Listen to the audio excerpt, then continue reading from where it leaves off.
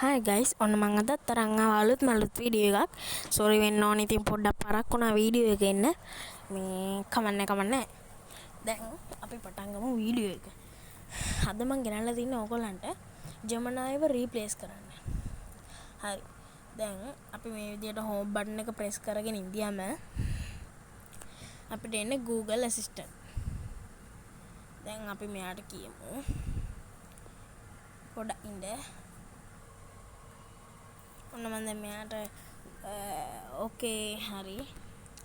දැන් අපිටත් ඇසිස්ටන්ට් ගේ සෙටින්ස් ඕපන් වුණා. දැන් අපි මේ විදිහට යනකොට යටට යනකොට අපිට මෙන්න මෙතන තියෙනවා බලා ගන්න digital assistant from Google කියලා. ඒක ටච් කරන්න. ටච් කරාම දැන් ඔබට අයින් කරගන්නකෝ. එතකොට මෙතන තියෙනවා Gemini කියලා.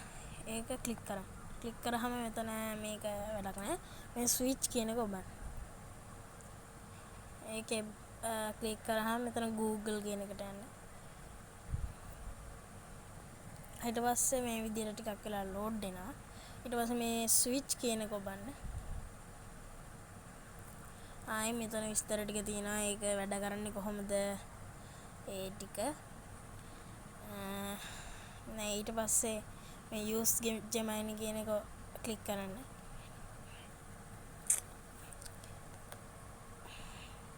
දැන් හරි මේ දැන් අපිට ඕපන් වුණා. දැන්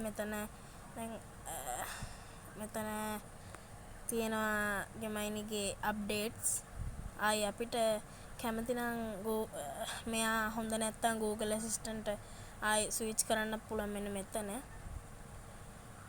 ඊට පස්සේ යාගේ settings වලට ඇත හැකි මෙතනින්. තව කෑෂ් දීලා try Gemini advanced කියන එකට ගිහිල්ලා අපිට පුළුවන් මේකේ වැඩි ෆීචර්ස් ගන්න. ඒකේ ලොකු කියන්නේ ගොඩක් දේවල් තියෙනවා. ඕක තමයි අද වීඩියෝ එක ඔච්චරයි.